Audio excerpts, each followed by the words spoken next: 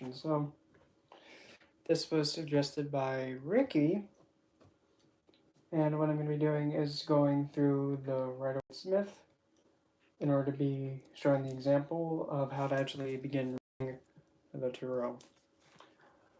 And usually with this idea, it's kind of the most well-known with the Rider-Waite-Smith, but there's the Thoth Tarot. There's also some decks that do their own thing, like the kind of like the Ludi the Scott Tarot, along with what's that deck called? The Black Alchemy Tarot, Tarot de la Nuit, which has another card in it, Tarot Apocalypse, which has another card in it, the Witches Tarot, which actually changes two of the card names and makes a completely kind of biased card of the devil, making it the shadow self. To each person their own when they want to make their own tarot deck. And then there's some, I'm trying to remember what that kind of tarot deck's called, but there's another kind of tarot that has the Lover's card actually be, hello, crap, what's it called? I just added it also. Like how the Lover's card actually has a man and he's stuck between two women, I think. Oh yes, I have that deck over here. And that's kind of its own, well, it's just one card that's different, but somewhat the message is kind of similar, but also very different at the same time. Because really with the tarot, it all, at the very core of it all comes down to which deck you're using, because not every deck is going to say the same. Like, for example, just to show, this is the exact same card, it's just depicted differently. You can kind of see how one is looking more up, so this one's a little bit more hopeful, while this one is looking a little bit more down. So he's kind of being a little bit more like down to earth, while this one's looking up more. Just an example. That's just like one of the many little key differences, but I'm going to try and keep this as simple as possible, and that way anybody can pick up any deck. It doesn't matter, even playing cards. And that's another type of deck. Is a deck that instead of using like the suits, like cups, swords, pentacles, and twigs or wands, they actually just have the numerical value of the suit. So like there's like the two of cups will only have two cups on it, and then the three of cups will have three cups, and then so on and so forth. And to me, that I can't really read with that because there's no depiction, it's just a number of the suit. So there's the major arcana, which is the Fool all the way up to the World. There are some decks that actually have the Magician be the first card, and then it goes all the way up to Judgment, and then after Judgment, it becomes the Fool, or even the Fool is before Judgment, and then the World. And then it starts the Magician again. It just depends on the deck, because all the deck is doing is essentially just rearranging it, and there are some back and forths of having Justice be first, and then it goes towards the Hermit, and then sometimes it's reversed that way.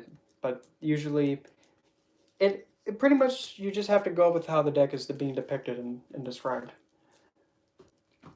But there are 4 suits, and then for the minor arcana, the major is essentially 0 to number 21, the World.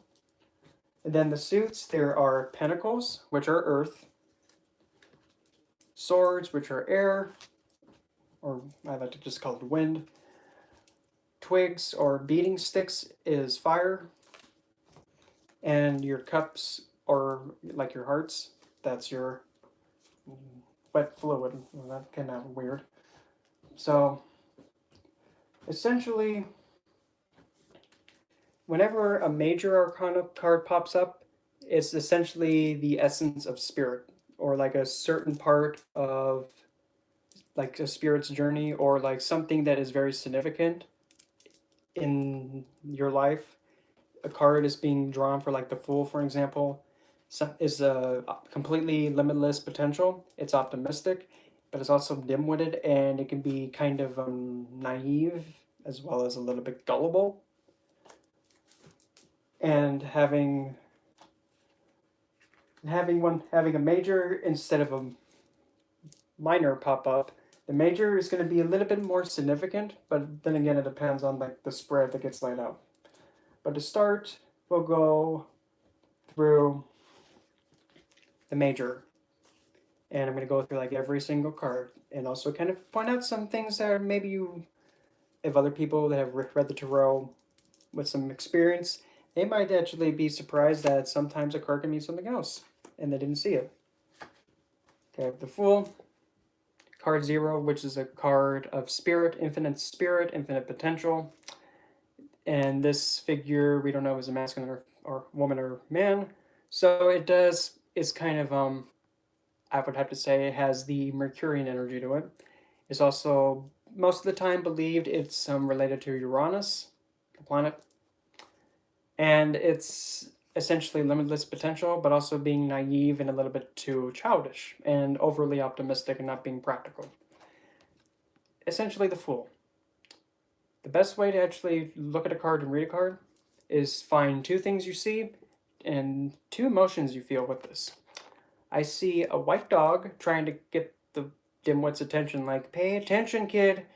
Look out, you're gonna fall off the cliff and you're gonna, break your hip or something. And as well, he's holding a white rose. The white rose is actually a symbol of purity and virginity and complete purity. No signs of imperfection or something being tainted. How do I feel? Dim-witted, but also gullible.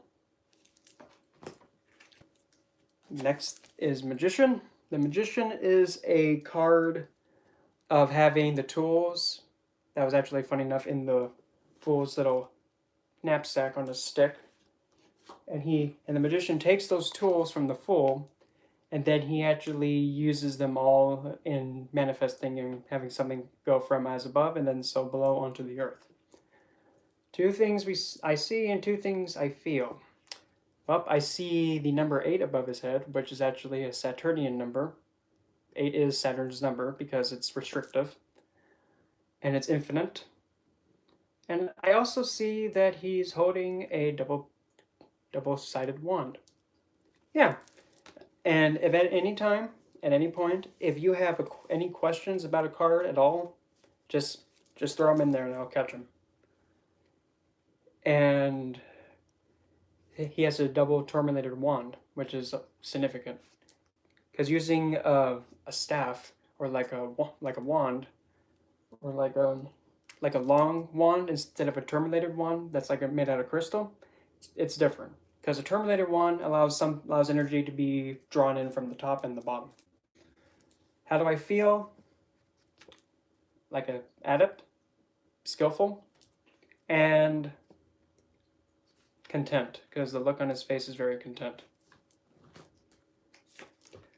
The High Priestess. The High Priestess is essentially, the best put it is like the librarian that knows that you took a book without checking it out, and she's now just looking at you all. And you just know that she already knows what's up, and you have a book to return. And she's not going to break that stare until you return it. Two things what we see, and then two things I feel. Well, I see definitely the black and white tower, which is having a B and a J on it. That sounds so nasty, Brendan. Don't go that direction. And she's also wearing a crown that is hinting somewhat to the triple goddess aspect in the 3 stages of the moon. One goes to the left, one's full in the middle, and then one going the other direction. How do I feel? Intelligent, but also silent. Or like silenced. And calm. The Empress. Now, the Empress is a card that is all about enjoying the physical things around you, but not like how the devil does it. She is like enjoying the garden, and she's just enjoying the wealth that she has. Because she's a queen figure, and the queen always is in a position to enjoy. She also has around right next to her a little shield with the Venus symbol on it, which this is a card of Taurus and Venus, funny enough.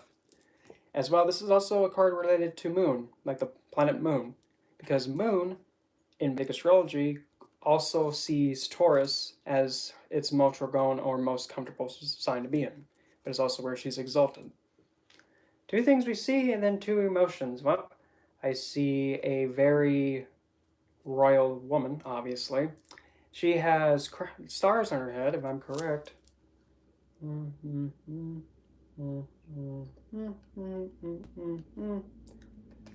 She has about, I believe, I counted 12 stars in her head, showing that it's kind of like the Divine Mother, and like 12 stars, 12 months, 12 signs. Going with that one. And she's also wearing a gown that has roses on it. How do I feel? Majestic and nurturing.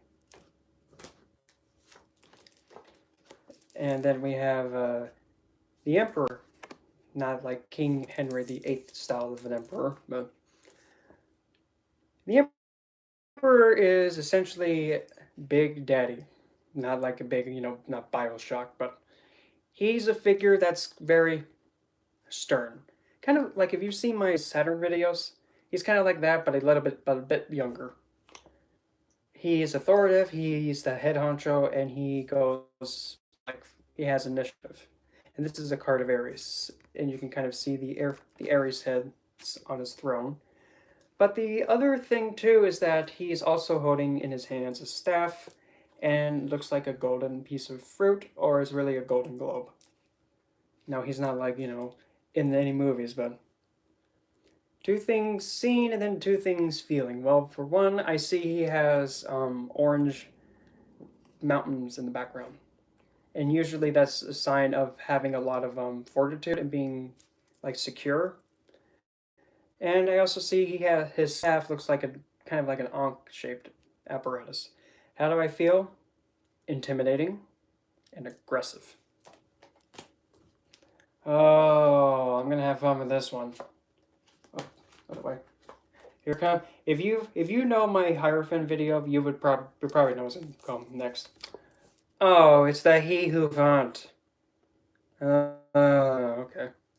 The He Who font is actually known as, in some decks, older decks, as the Pope.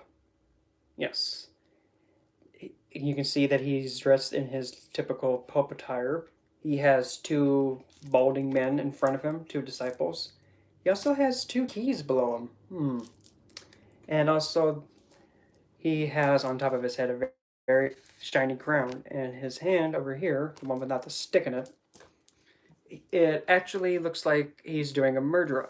That's when you put your fingers together in a certain way, as such, in your meditation. And depending on which finger you're going with, like this, that activates certain planets in astrology, and it strengthens them. And now what am I seeing in this? Well, I'm kind of seeing that his slippers have the crosses on them, and he looks like he kind of looks like he's being controlled, because the look on his face is very not normal. It looks like something is like making him do it. How do I feel?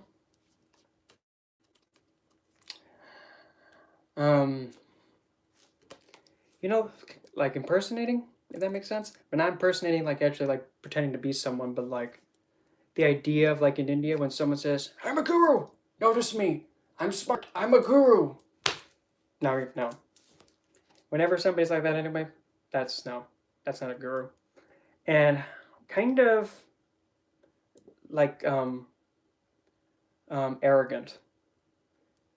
Because the Hierophant is also a card of tradition and things being handed down and maintained and repeated over and over again. But in Vedic astrology, I see this card as well as a card of Capricorn. While some people say it's a Taurasian card, I have to say it's a Capricorn card because Capricorn is all about your status, all about your standing in society, and it's to actually be ordered, structured, and pretty much laying down the rules and following them. No ifs, ands, or buts, or tushies about it. The Hierophant, the Pope, I have to say it, I'm not trying to be like a little bit swinging at the religion, but it is what it is.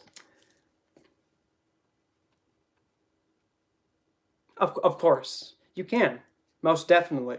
Because when somebody is being a guru figure is someone who guides you. And they don't, the number one thing is guiding the people, and they're not being and going out there and teaching and labeling themselves as a guru. Because a guru is a figure that understands that the only time guru can be said to him is if it's somebody he's teaching. Because guru is defined as one who guides people.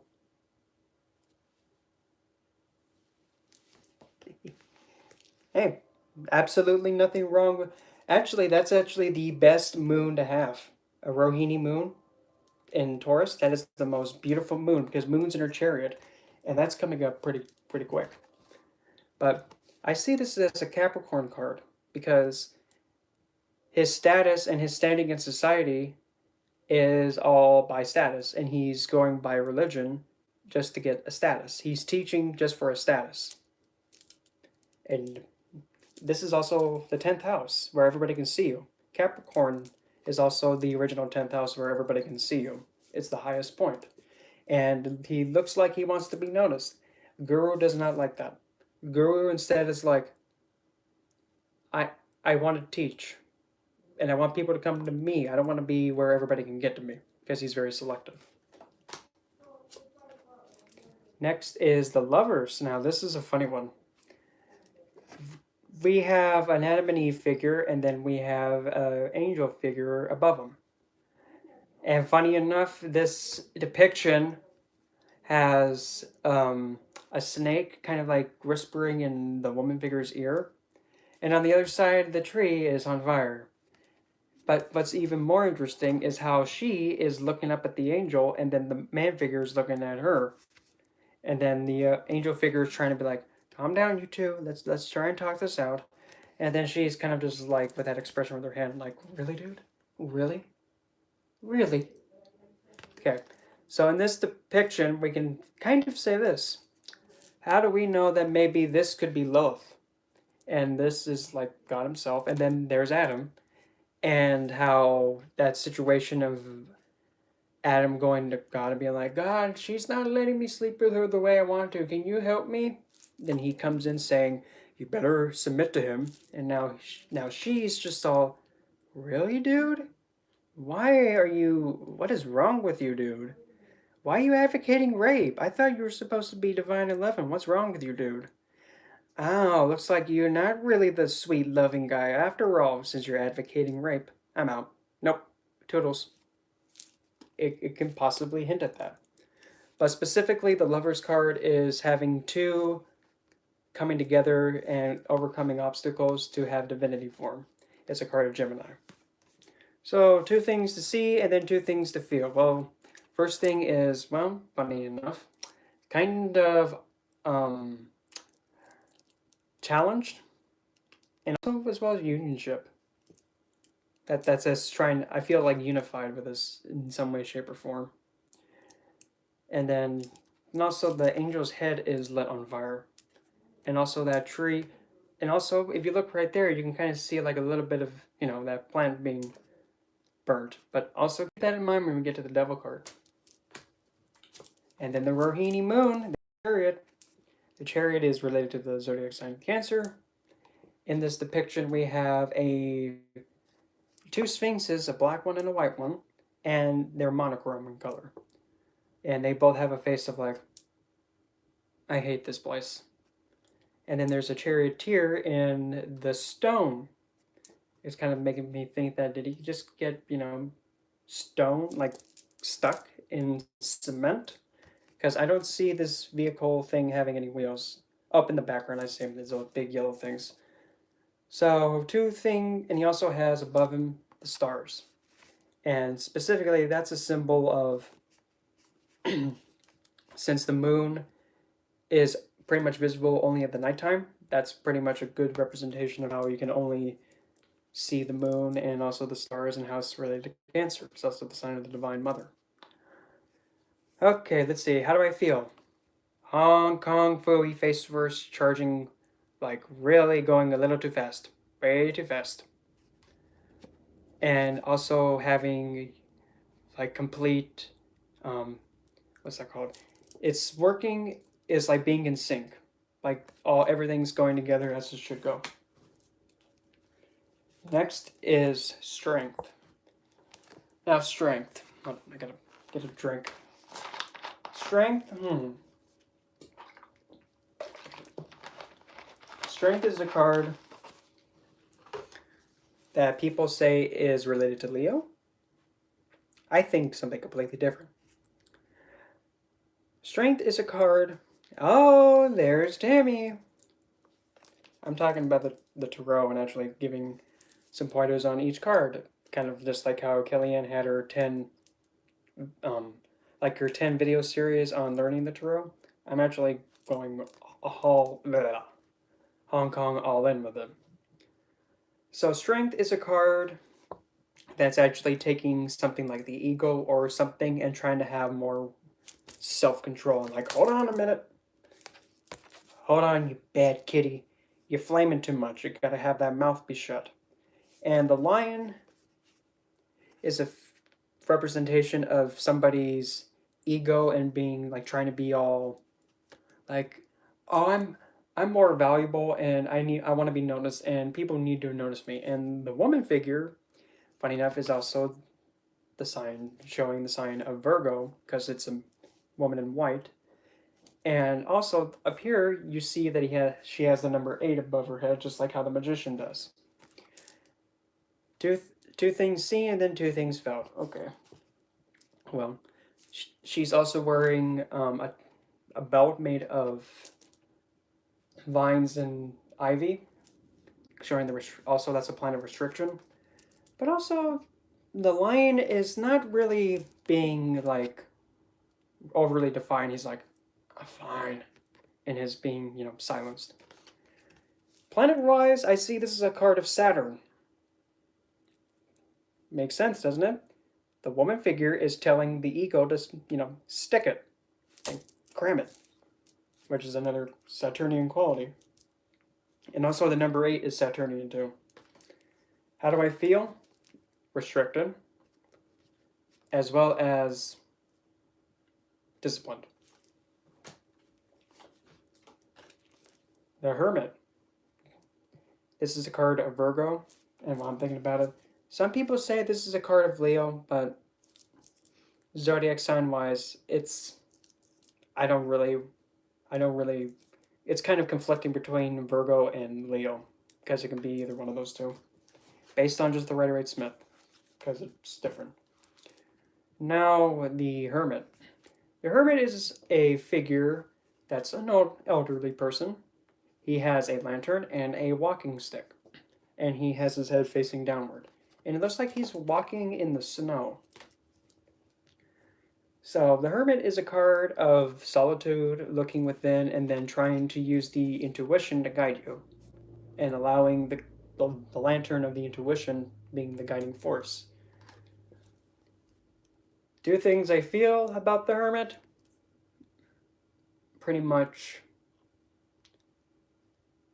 reflective and stable. But also the Hermit is also a figure that also has the most fun. Why is that? The elderly understand this. Life is way too short to be serious all the time.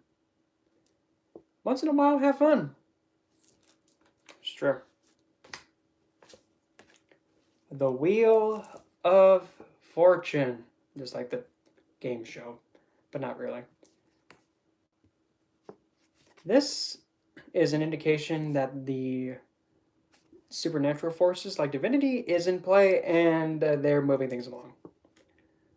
As you can see also, there is the sign of Taurus down there, a winged bull, and there is one that's looks like a cat, and that one's going to be Leo. And then over here you have an angelic figure. Yep, life's way too short. And over here you have an angelic figure with wings, that's Aquarius. And then you have a winged pigeon figure, and I believe that one's going to be... That one would be more... Kind of more like... Crap, I just had it and I lost it. It'll come back to me. But essentially, you're having the 4 suits come together and interact with one another. And also, this kind of also that Sphinx with the sword kind of came from like the chariot, and now it's armed. And then you have a little figure that looks like Set from Egyptian mythology, and he's red, and he's getting wheeled in the tush. And also to the left, there's also a snake. And funny enough, each one of these creatures actually represents like the Trinity. You have the devil figure, which is more like the lower 3D, enjoying the sensual pleasures. You have the snake figure, which is kind of the Kundalini awakening, going up the spine, like kind of going up the spine. And then you have the Sphinx with the sword representing the mind. So essentially, you have the spirit being the snake, then you have the 3D little nasty, whimsical devil figure at the bottom, being the primal, and then you have the Sphinx figure with the sword being the logical side. How do I feel?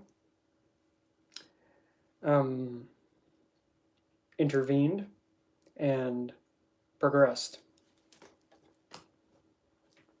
And this is a card of Sagittarius, by the way. Justice. Kind of similar to the High Priestess, but this figure's kind of not having it. And this depiction, we have a armed figure, can't tell if it's a male or female, is holding scales and then a sword. How do I feel? Judged. And negotiated. Like listened to and heard. This is a card of Venus because of Libra. And funny enough, this can actually be also a Saturnian card because Saturn is a planet that judges you and throws karma at your face.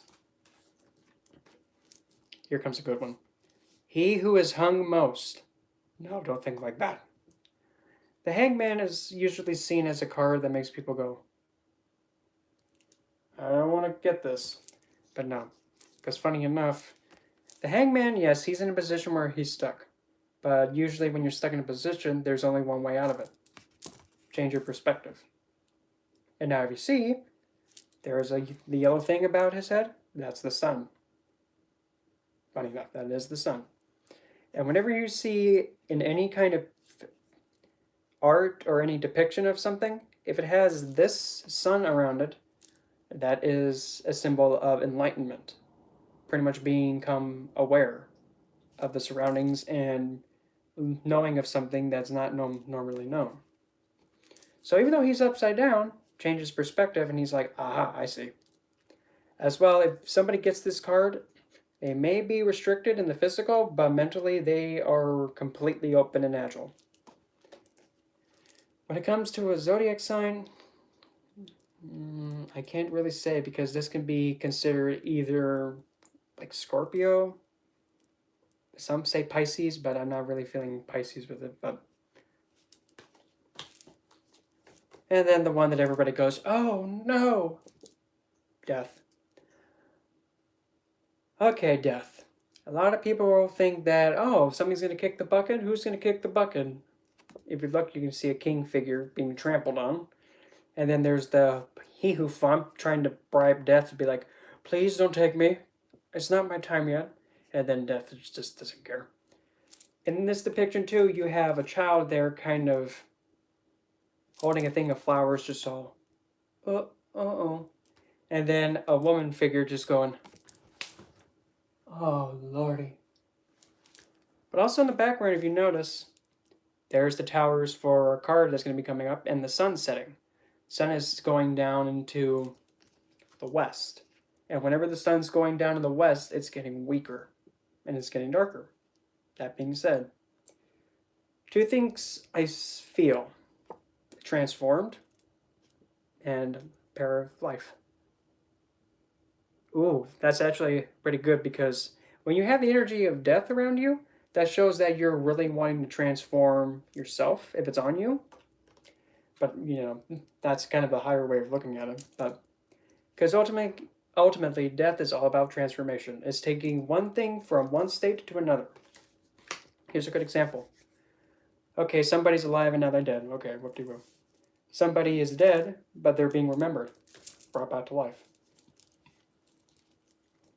And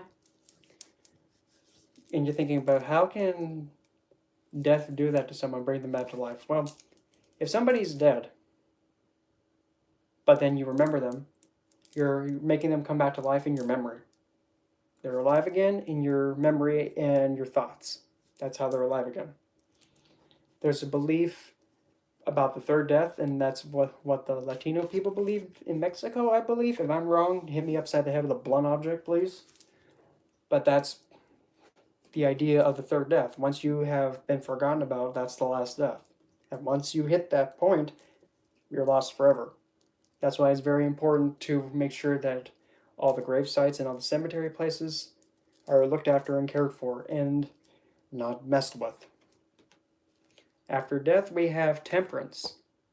And like what I said, the angel figure has the same thing on his head as the hangman. And also the sun is still going down in the west. And this angel figure also has a sun in the center of his head. So this can also show us a symbol of enlightenment twice, or the sun on somebody's head. Two things seen and then two things felt. And he is also having 1 foot on the land and also in water. So it's also kind of combining the earth and water element with his toesies. But since he's also mixing 2 cups together, he's being more focused on emotional chemistry. But also temperance is also a card related to Sagittarius, which is a sign known for being an alchemist. And how do I feel? Transmuted. And investigative. Because in order for you to understand what you're doing, and like if you're doing alchemy, you gotta investigate. You gotta understand what you're doing. Also, like with chemistry, you gotta make sure you know what you're mixing, because if you don't know, you're gonna have it go. And here comes one of the most Lord Lanta cards. Chris Farley. Okay, the devil. So the devil. Okay, God forbid. Ugh. This is not a card that shows that somebody is doing black magic on you. This is not a card that's meant to intimidate you. It is a card showing the Baphomet figure. And the Baphomet figure is all about having symbols being merged into one. And it represents something. And by the way, Lucifer does not look like that. And no, that's not Lucifer. Same with Satanus. That's not Satanus. That's not what he looks like. It is actually more closer to the Greek god Pan. Yep. Live life, live it hard. Literally. And in this depiction, too, you can kind of also see the same Adam and Eve figure, except if you take a looky McLooky, you notice how his tush is on fire? Like in the Lover's card, he was standing behind a burning bush. Oh, look at that. Now his tail is on fire. And he didn't have a tail from before. But that is actually a symbol of the fire of lust and desire to, stick it, if you catch my drift. And the devil figure is focusing on the man. And funny enough, most of the things about men having the lack of self-control and violating a woman and taking action to calm their urges, that's a symbol of it. And how it's just disgusting, very disgusting, how because of a man's lack of self-control, he blames the woman by just existing, and she's just over here all like, what? I didn't do anything. I'm just trying to, mind my business here. But no, you're the one who looked at me all weird and then took action. It's true, though. Whoever had the urge to stick it and whoever took the action on it, don't look, well, they're the one who's at fault. And it doesn't matter what religious book says what. Because if somebody is going to act like that, that just shows completely that you honestly don't have any honor, you don't have any dignity, you don't have self-control, and it's kind of sad that you can't fess up to your mistakes. Don't blame somebody else for something that you do not understand and lack. The Tower, the wrong lever card, the Oh Snapple. And I kind of feel, but the Devil, I feel kind of like a little whimsical and also like the Devil's Advocate. Yeah, Devil's Advocate. Oh, great, he's ruining the party. Not really. Maybe the Devil's telling you, maybe you should save some of that wine for tomorrow night and have some more fun tomorrow. Because if we drink it all tonight, you won't have fun tomorrow. But that's not my business. Back to the whoopsie whoops. The Tower is a card of, okay, Divinity is not having this anymore.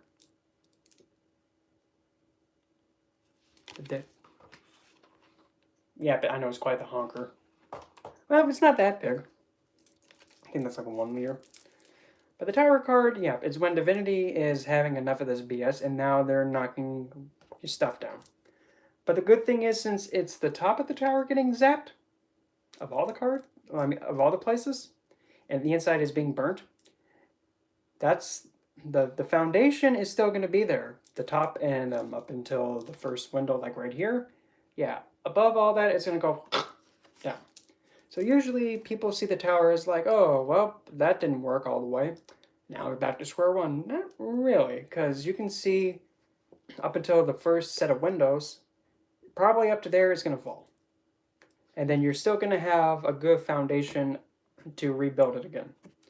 Just don't be like Hanky and Panky going out the window like that. How do I feel? Whoops. And surprised. This is a card that's related to Scorpio. Well, I'm thinking about it. Okay, fine, people say that this is a card of Capricorn because it has a goat head. Come on. This is more a card of a Taurus card. Why is that? Well, the sign of Taurus is all about the senses. Sight, smell, taste, touch, hear. The 5 senses. Potent taste. But still. The Devil is also a card that is all about indulgence, pleasing the senses excessively. And nothing wrong with it, but you have to know when enough's enough. And you gotta be realistic and practical and fixed in your practical standing. And that's what it's supposed to be. And Taurus is stubborn. And sometimes being stubborn is also a kind of a softer way of like, it's not really an addiction, but like having something that you indulge in a lot and enjoy. That's a Taurusian thing. They're trying to keep pleasing the senses. That's also the Devil. Capricorn is more about the status and the restriction. And the Devil doesn't really have much of a status, if that makes sense. Like, he's not restricting because of a status. It's restricting only because you got to understand that you've had you've had enough of the wet red wine. And then after the Timber comes the Star. Now the Star is essentially one of the wish cards in the deck.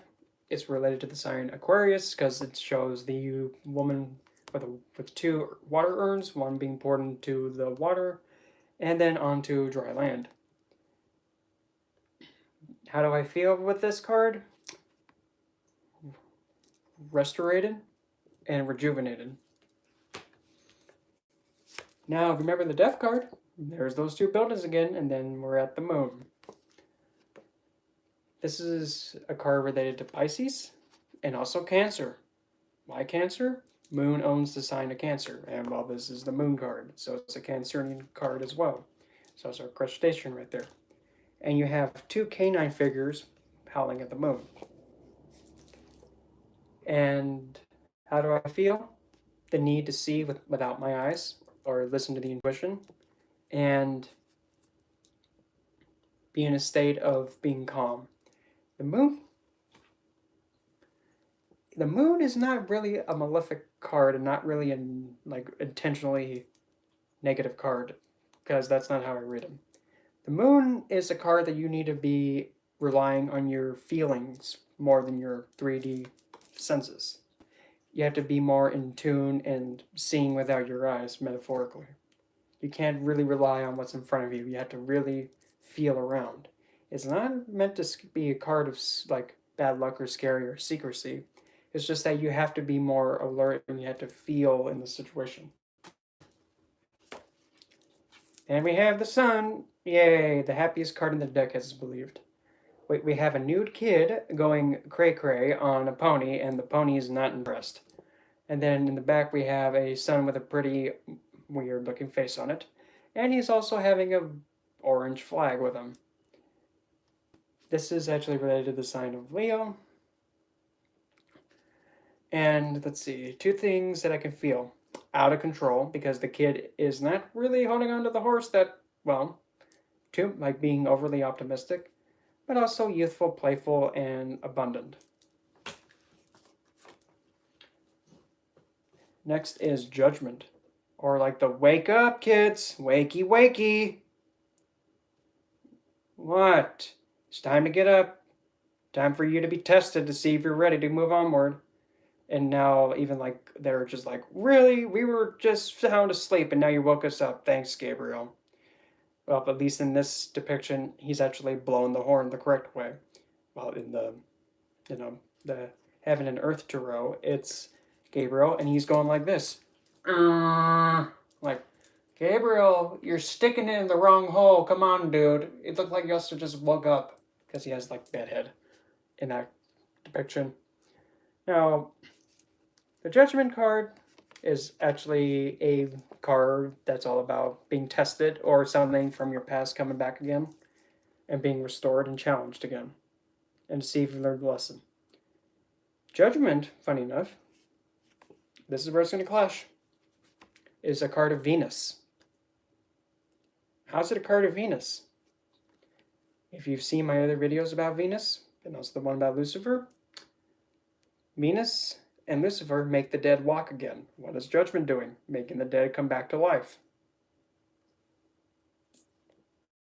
Hey, don't look at me. That's what it is. And as well, some people may also see this as a Saturnian card about having it come all around again and being tested. It can be. But this is also primarily, to me, it's a Venus card as well. Zodiac sign wise, this is also a card of Aquarius, believe it or not. Last but not least, we have the World. And if you remember from earlier, with the Wheel of Fate, it's like the same thing, except now we have the Fool's head at the top left, and then the woman that had wings is now in the center.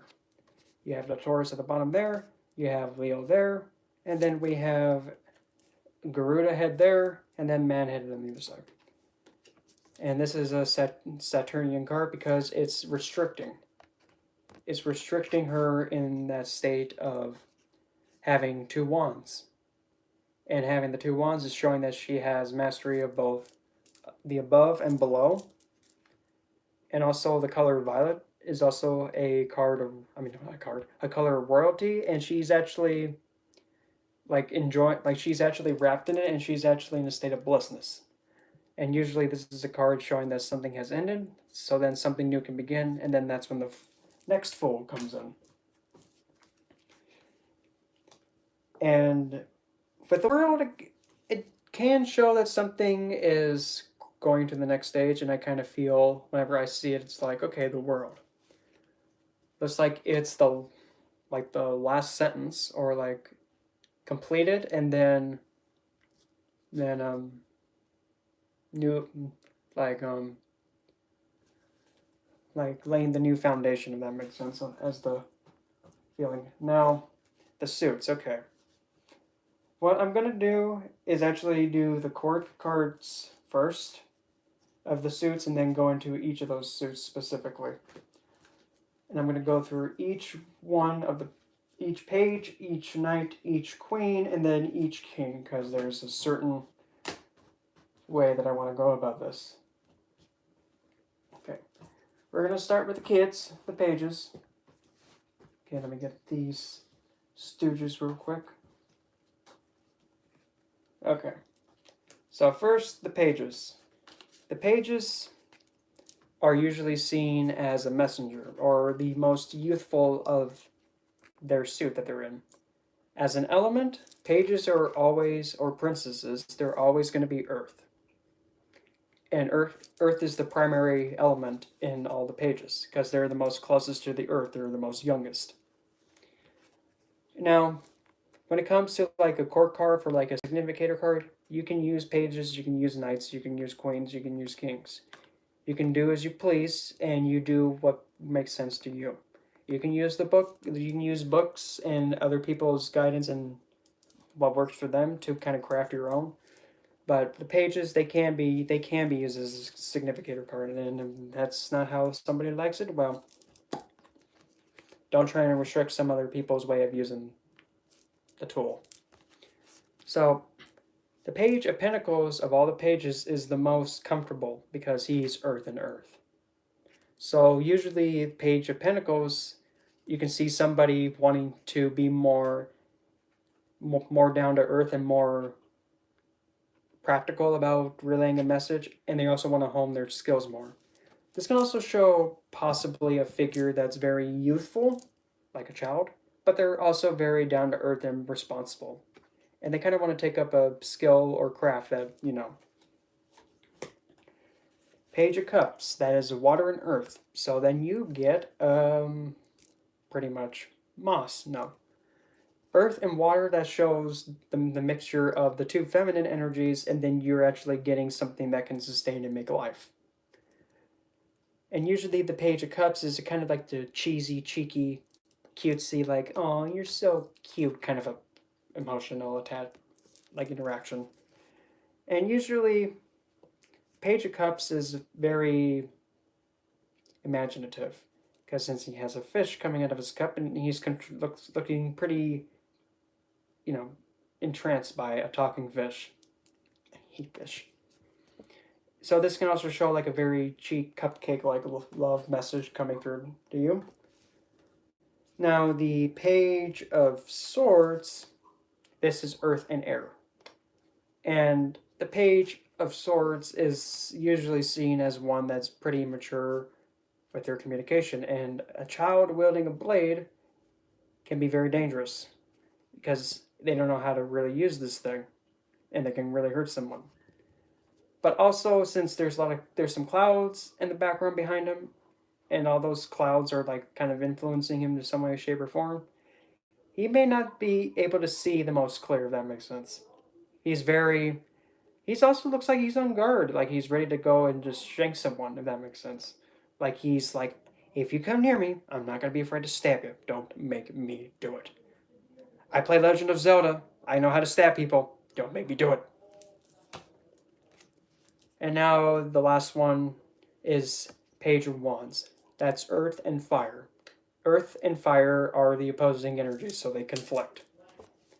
Because when you have fire and earth, you have an environment that's pretty desolate. But also at the same time, too, you kind of need the earth in order to sustain the fire. So even though this is kind of conflicting with itself, you can see that, you know, somebody's 3D realistic practical side is actually able to sustain their passion. And the message that someone can be relaying is actually it's grounded, but it's also uplifting in some way, but also exciting and kind of cheery. Like if a kid's giving you a message like, oh, you can do this, you've got this, if that makes sense. Kind of like an uplifting, optimistic way.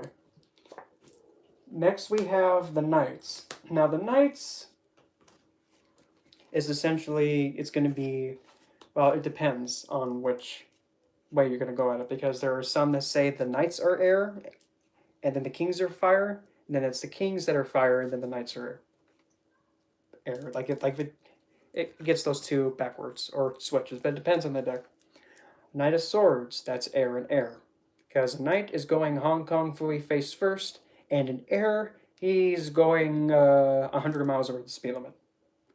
So the Knight of Swords is a figure that is not afraid to go face first, shoot first, then ask the questions, or take quick, fast initiative. I don't know why kids are screaming all of a sudden. I don't know what happens. And if you notice, there's some trees down there that are being blown over. And usually when this card picks up, you can kind of see that the knights also are all kind of teenage, young adults. So they can represent that. And while I'm thinking about it, the gender of the knights, the kings, the queens, and the pages, the gender doesn't matter. It's just the idea of like the age of the energy. In this case, is kind of like a young adult energy of the suit. In this case, the swiftness of air is being blown too much. So the purity of air is moving very quick, very playful, but also very how do I put this? Like how a whip is, it cracks pretty fast. So it can sting, but it can be lots of fun. But if you're not careful, it can cause a lot of damage. Knight of Cups. This is water and air, where it conflicts, based on like the way the elements are laid out. This conflicts. How does it conflict? Because when you try to use logic, which is air and the swords, and emotion, you can't. Most of the time, you can't really logically like try and be practical and use your thoughts to express your emotion, if that makes sense. However, though, when you merge together sound and emotion, that's where you get music. This is why the Knight of Cups and the Queen of Swords can also be seen as musicians. Yep. Because most of the time, when you play a song for somebody and say, I want to play this song for you, it fits this moment. You can't really describe how you feel towards the other person, so you're having a song say it for you. Emotion is water, and then air and sound, that's air. When you merge the two together, you get music. You're having creative expression by sound. You're using that sound to express yourself. That's what it is. This also can show like a young adult trying to be a little bit more romantic, kind of a playful, kind of like it can be a little bit immaturish at times, but it's still trying to be like, it's trying to be a little bit in the dating area, if that makes sense. The Knight of Pentacles. Now, Knight of Pentacles is air and earth. You can guess that that's conflicting. It does conflict, but not as bad as the last one, because you have air and earth. So the ground is on the it's grounded, but it's trying to move fast, which it can't because it's the earth is holding it down. So the Knight of Pentacles is usually seen as a figure that takes his time, slow and steady, but he's responsible. And this is how I was taught. And the Knight of Pentacles is reliable, but he makes sure the work is done correctly. Earth and air, one's way of doing work is playing by the rules, if that makes sense. Because the Knight of Pentacles takes his time with the work. He's practical, he's slow and steady. And when you're doing your work, sometimes you have to go slow and steady, because if you go too fast, you might make a mistake. The Knight of Pentacles doesn't make mistakes. He's really logical and practical, but takes his time in his work. This also, I think this, I can't remember what kind of horse that is, but it was, I think it does pull a plow. It was said to be pulling a plow in some way. I can't remember. I can't remember what kind of horse that is that pulls a plow behind it, but that's the idea. And now we have the Knight of Twigs, or Knight of Wands. This is fire and air. It's the burning wind. That sounds so bad. So the Knight of Wands. Usually you have a young adult figure having a lot of optimism and a lot of life to them, which is good because they have high spirit, but it can be very destructive. And it can be pretty flaky and like immature. It's like taking initiative on a passion, and as soon as the fire is done, nope, done. This can also be the knight that is the most likely to hit you and stick you with the stick. Take that how you deem fit, but still. This is a very wishy-washy kind of a knight, but when he hits, and he's quick. Now, the queens. Now this The queens are all water. They're all the emotional side of the suit. So then you have the Queen of Cups, Pentacles, Wands, and then the Queen of Swords. There's Morningstar. I have to do that every time when she comes in. Every time she appears, I have to do that. It's now part of it's like a tradition. Oh, she's in. Okay, rock on, everybody. Somebody be Chiron.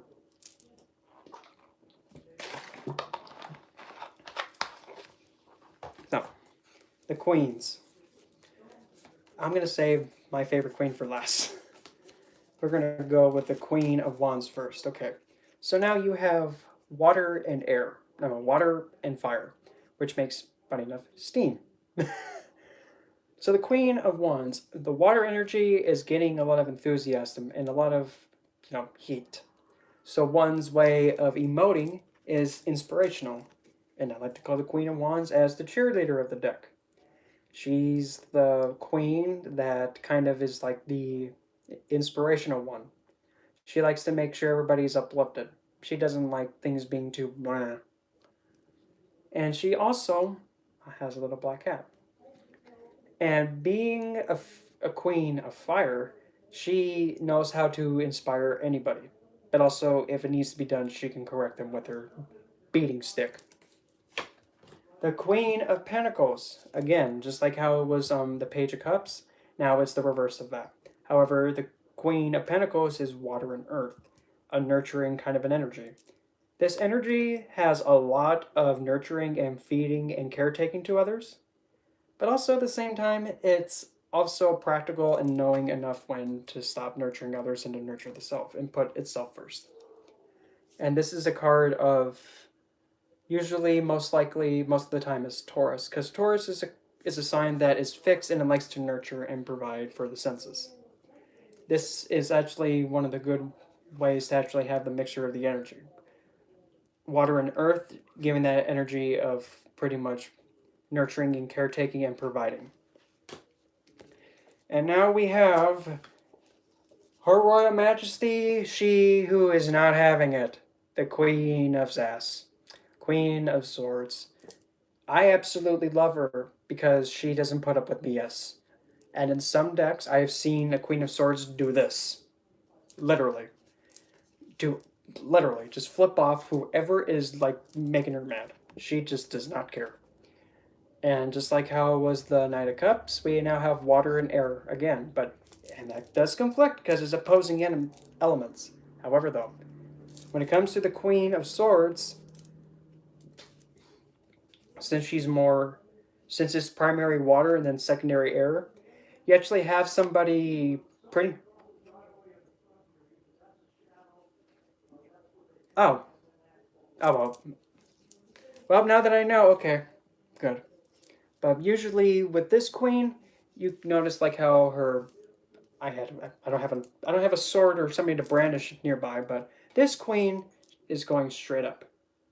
I mean, not the queen. The sword is going straight up ahead like that. And the queen kind of has a look and she's pointing it upward. This kind of shows that, well, she is at the ready, and she's trying to tell him look, kid, if you're gonna keep being stupid, I'm not gonna get up to swing at you, but just stop being dumb, because the sky behind her is perfectly clear. And in a way too, it kind of does look like, if at a distance, it looks like she is flipping somebody off, and she's just all nope. And the good thing with this queen, though, she's actually able to express and communicate her emotions. But also, that's also another side of her that's also very cold, because the element of air is cold, and water is a naturally cold element. And water and emotions can be used as a weapon, and somebody can actually be swinging at somebody's emotions if needed. But know that she's a very strict individual that lays down the rules, and they have to be followed or you get beheaded. And now pretty much the most fitting of the suit, we have the Queen of Cups. Now the Queen of Cups is water and water. So you got wet and now you're extra wet. In terms of, yeah, you get the idea. Essentially, you have water being in its most purest form. That's a good and a bad thing. The good thing is that somebody's actually able to give love at an unconditional level. And they're able to keep that love pure no matter what. Yeah, I know. Bogo, I know. But also, since the Queen of Cups is pure already, she's easily taintable. She can get tainted so easy. No matter what you throw in the water where she's at, it may taint it. May taint it and then affect her. But also, the Queen of Cups also is the only one with that kind of a cup. There's no other cup like it. And she's also a grandmaster, literally, in doing any kind of divination and also being empathic towards people. She can pick up on literally anything because she's pure water. Water is an element that no matter if you do something to it, it'll take it. It won't ever push itself onto something. It just keeps taking and taking and taking. That's all it does. It takes. It doesn't bestow. Well, I mean, if you want to be technical, you can drink water, then it's bestowing you, in a way, life. Yes. But in actuality, water is an element that whatever you put with it, it tries to pull it and take it. It tries to become that what it takes. That sounds weird. Okay, now the four kings. There's the King of Pentacles, the King of Cups, the King of Wands, and the King of Swords. Now, the King, yes, Queen of Cups is a really good card for divination because she's actually using her intuition the most out of all the queens. The King of Pentacles. Now this is going to be fire and earth. Fire and earth. The king is a fire figure, and earth is, well, the earth energy, obviously. So fire and earth, we have the conflicting. So one's sense of will comes from 3D possessions and being overly practical. In order for somebody to follow their passion, they need to be realistic about it. Sometimes being realistic about your passion isn't that's not how you're supposed to really go with it. You see how that kind of conflicts. Because sometimes if you're being a grandmaster of your 3D world, sometimes you have to really not be realistic sometimes and really just follow your gut and go with it. But also, the King of Pentacles is a very phenomenal financial advisor. The King of Cups. Now we have fire and water mixing together. Somebody has a lot of life and a lot of passion in giving their emotions and sharing them. But also because since fire is a consuming thing and put with water, one's actually able to communicate emotions in a way that's very restoring, if that makes sense. It kind of brings, the King of Cups can bring a bit of a reliefness when he speaks. He's also, he's a little bit more practical than, the Queen, because the Queen of Cups can give unconditionally. He's a little bit more like selective, if that makes sense. The Queen loves everybody. The King, not as trusting. The King of Swords. Now you have fire and air. So you have, again, a hot wind. Now the King of Swords is a figure that's fair, practical, logical, but also he's just. He doesn't swing at anybody. He doesn't drive a sword in somebody's neck unless they deserve it. The trees around him are not blowing as much as the knight's trees were. The knight's trees were about to fall over. They're not as bad. So usually the the King of Swords. The King of Swords is a figure that one could see like a judge, a father figure that's really realistic, practical, and very communicative. And also, he's not really aiming the sword up at anyone. He's still pointing it on the side where it's clear, not the other side where there's a cloud. And now, the last one. The King of Twigs. This is fire and fire. What happens when you put fire with more fire? You get extra flaming. Hello. Oh. So the King of Wands. That's a figure that is the zest. He's the one that is, I like to call the great motivator. And if he wants something, he gets off his throne and Tushy to go and get it. And since it's fire and fire, this is where you have passion being limitless. And somebody's passion can keep going and going and going and going and going and going. Literally. It goes until there's literally nothing left. everything gets decimated by it. But that's when somebody gets power hungry and tyrannical. But when it comes to somebody's passion and work that they enjoy doing, there's your King of Wands doing that. He's the best example to use when trying to see or like trying to discover or have somebody guide you into a passion so that way you can be an everlasting flame with it. If that makes sense. Now, I'm going to go through each of the suits. So, the aces. The aces of every suit, the Ace of Swords, Ace of Pentacles, and the Ace of Cups are all essentially the energy that is very in its purest state, meaning that there's nothing tainting them. And if you notice, each one of them has like a cloud and then the hand holding on or manipulating the object in some way, shape, or form. No. Anyway, so the Ace of Cups is essentially pure love being given, or it's a state where love is untainted and is being offered to someone. Pure emotions. The Ace of Swords is being able to see clearly and be able to think clearly and communicate clearly without any BS getting in the way. The Ace, the Ace of Pentacles is a card of pretty much the 3D realistic world is being given out and being bestowed onto whomever is being given this giant pentacle. Somebody's being gifted 3D realistic practical gifts, or like something of the physical world is being manifested. This is also a card of manifestation. The Ace of Wands is essentially the purest form of fire and somebody's passion being picked up, brandished, walked with, and enjoyed. Well, that's kind of an awkward way of saying the Ace of Wands is like a card of, gripping your pleasure, because that just sounds suggestive. But essentially, it's the purest fire and the purest source of heat. So now the twos. The twos are essentially having some kind of human influence onto the suit.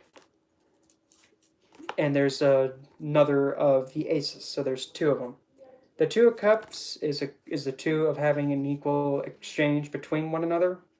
And this is also seen as a card that's very romantic. It's also having emotions and good emotions being exchanged and pretty much exchanged in a way that's very cordial. The Two of Swords is pretty much having the mind having two thoughts, and now he's trying to be like, no, I can only have one thing at a time. It's a card of self-reflection and a card that makes you supposed to really reflect and not really rely on your vision and just be deep in thought and not take a part in a conflict or whatever. Two of Pentacles. This is having two things of earth, but also if you see there's a number 8. Let's see if I can get that right there. And this is trying to find a balance in a situation that's not really good in standing. The Two of Wands is essentially being made with a choice and having the world in your hand. You have to choose and decide which stick you're going to grab. And that just sounds so bad. We're all ladies here, kind of. Essentially, you have the biggest choice to make between the two sticks. I mean, you have the world in your hand. Essentially, you got to figure out which stick you're going to stick with. I got nothing. The Two of Wands. You have a choice to make between two passions. Choose your stick wisely. The Threes. Essentially, the Threes, as Kellyanne said it best, the 3 is like a bar stool, being able to stand on its own and kind of being like grounded, but in the suit. I'll just do the 3 of Swords last. 3 of Wands. Now you have 3 sticks. Now the 3 sticks, you have passion, and then you have something out in the distance, like in this golden lake of water. It's not what you think it is. That's just not good. Don't be doing this in a pool. You have, him looking out and seeing the ships and thinking, are any of them going to come get me? I feel all alone here on my lonely island as an emperor. So this is a card of looking out and then having hopes that something that you see out in the distance comes towards you. And then the 3 of Cups, this is a card that's about having like fun, glee, and interacting with people in a very celebratory way, like they're celebrating. And yes, for goodness sakes, if you want to say like, oh, this is a card, there's somehow, some way having three people being involved in each other. And some people, that's not a bad thing, but if you're being in a committed relationship between two people, it can be a bit of a problem. Three of Pentacles. This is a card of having two figures come together and then advising an individual on how to pretty much build this building. It's a card of working together and, well, more of like in a business setting or being cordial. And the figure looks like a monk over here, and then this guy looks like he just crawled out of bed because it looks like he's wearing his bed sheet. And then this one is pretty much taking the advice of the clergyman and then the guy who is still not fully awake. So it's kind of trying to. It's a card that's best said like he's coming together and then advising somebody else while working with them. It's being cordial. Now the biggest one, the Three of Swords. The Three of Swords is a card, I like to say, it's a card that, yes, you're hurt, you're heartbroken, okay, but whatever. But if you notice, do you see any blood coming off the swords? Any blood at all? Nope, you don't. So you can say the heart still has life in it, because when something bleeds, it's losing its life. Not literally, but like the life fluid, it's still intact, meaning that even though you're in pain, you're still alive, you're still standing. Because if you were bleeding out, you're slowly dying. And here, not really. You're still standing despite the hurt. Now the fours. The four is essentially something being completely stagnant. Four is like four corners to a square. Four of Pentacles. You're being too squared with your money. And you're holding on to your money too much. Nothing wrong with that. In fact, it's pretty good to be pretty money strict and savvy. But just make sure it's not to a point where you're like Ebenezer Scrooge. Four Cups, stagnant water. This can also be a card, funny enough, Four Cups, stagnant water. If it's pure, it can be love that's unconditional. Because water that's ice, it's stagnant in ice. It's not moving, it's stagnant. In this case, stagnant water can be toxic, meaning that it's just like, I don't like this water. It's pretty nasty, and it gets, if it's not filtered or cared after, it can get not the best. Four of Wands. Well, you have four twigs now, and this is a card of passion being, that sounds weird. Passion is now grounded and standing on its own.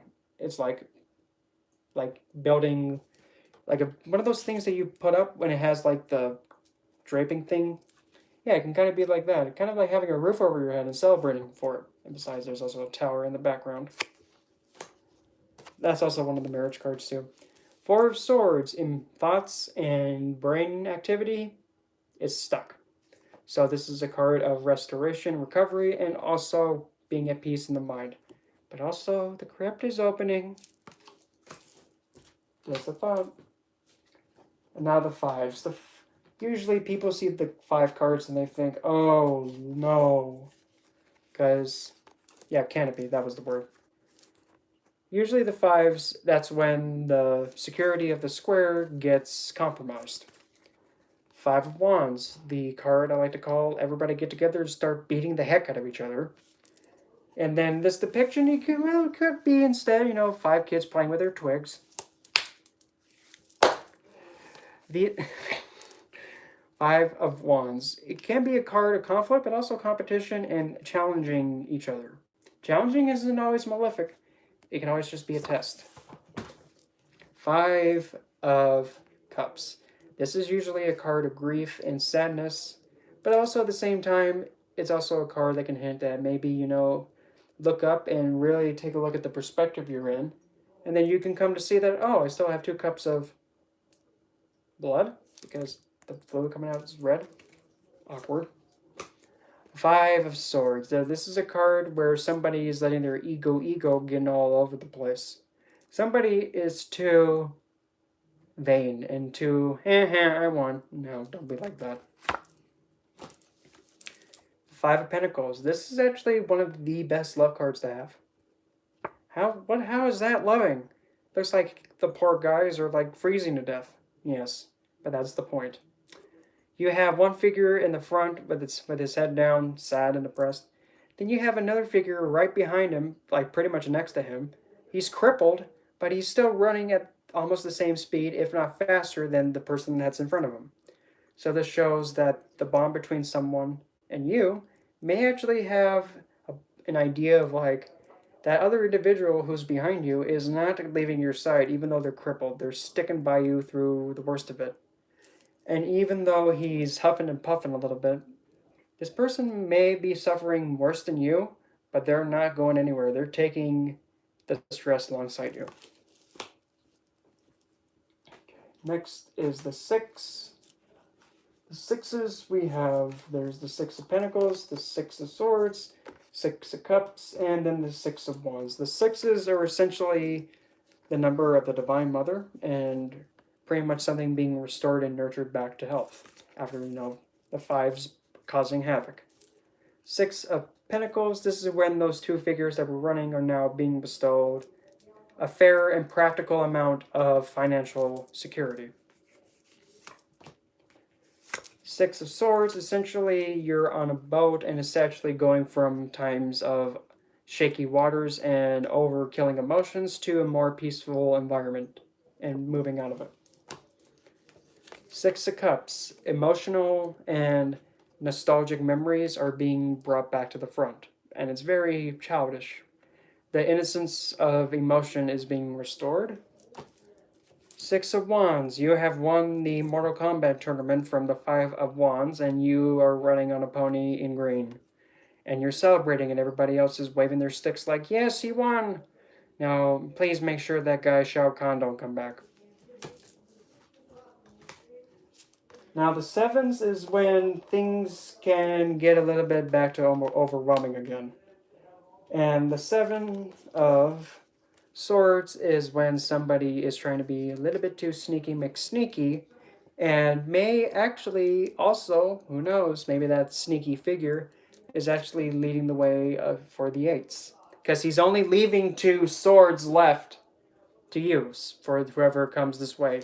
And he's tiptoeing away like, this will help this person along the way. Less swords and less things to deal with. Seven of Cups is having too many senses of fulfillment becoming overwhelming. You're having way too many things to choose from, and you don't know which one's the real one. But the thing is, the one that's the most real is the one you grab. That's the only real one. Seven of Wands is defending your passion, but it becoming under fire. It's like the guy who got his pony is now having to defend himself from the guys with the sticks that he beat in Mortal Kombat. So it's like defending your space and your title. Seven of Pentacles. Now your growth has now been stuck and it's not doing anything. And the guy is starting to get impatient with it. And the whole time he's looking and it's like, how come nothing's happening? He's not really focusing on anything else. He's becoming obsessed with something to grow and be how he wants it to. The eights are essentially when something is in pretty much two fours and is being stuck in, like being grounded in 3D.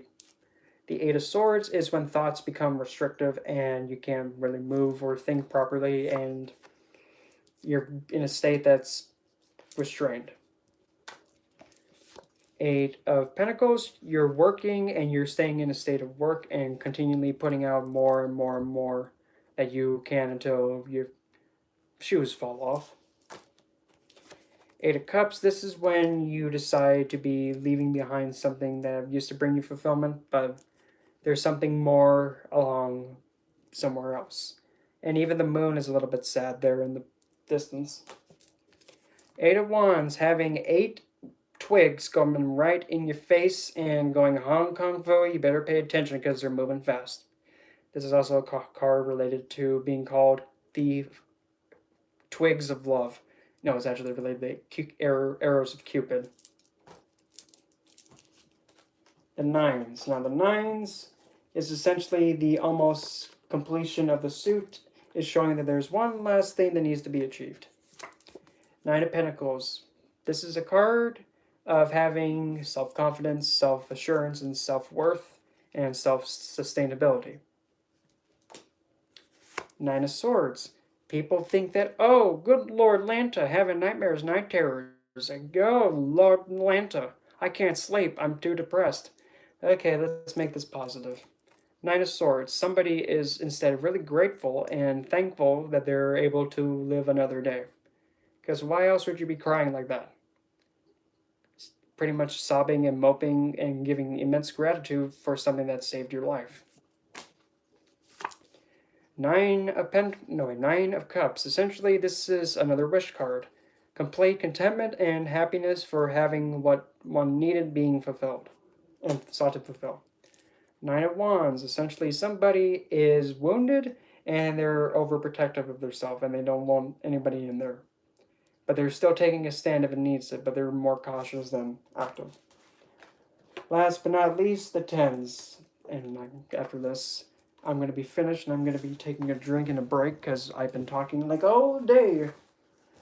Not really. The Ten of Cups. The 10 is the last of the suit before it goes back down into the aces, or it actually goes into the court. Ten of Cups, emotional and family fulfillment. Essentially, everything is like how it is in the happy ever after. Ten of Wands is having the gains from your passion pretty much become too much to handle, and you're kind of struggling gaining and taking the rewards of your passion. Ten of Pentacles. This is the only suit card that actually has the Roman numeral at the top. There's no other.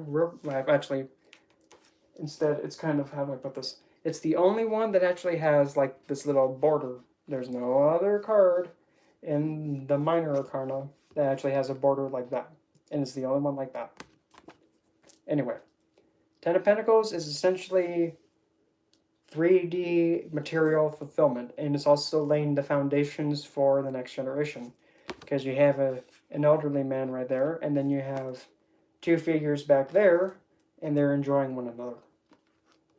And also, there's some indication of pets, too. Then last but not least, the Ten of Swords. The pretty much the funny way of putting it is like sticking a fork in it, and it's done. To the point where it's been overkilled. Usually, it's, at least how when I like to read this card, I usually draw to see what's, kicked the bucket, but also what's coming up from the horizon in the back. Because the Ten of Swords is something being ended for good, but then something else being brought in behind it. Kind of like the world, but a little bit more of a uneasiness to it. And really, that's pretty much the whole Rider-Waite-Smith Tarot walkthrough. I hope this was helpful for Ricky whenever he reads it, because he was the one who suggested it. And probably later on, like tonight, I will be going live again and doing all the zodiac sign reads, except I have to take a break because I'm kind of losing my voice for talking too much. I'm not that much of a talker anyway. But anyway, hope you enjoyed this. Hope it was fun. And if you're going to be coming back around, I'll be starting with Aries first, and then I'll be putting the time when I'll be going live. And then from there all the way up until I get done with Pisces, I'm going to be going live. But I'm going to be chopping it up for each sign. So that way it's not one big honker like, when is he going to get to my sign? Yeah, that way you can just see when the sign's up and then go from there. But anyway, I'll see you guys then. Probably maybe 4 hours or a few. House your notebook. That's cute. I love it.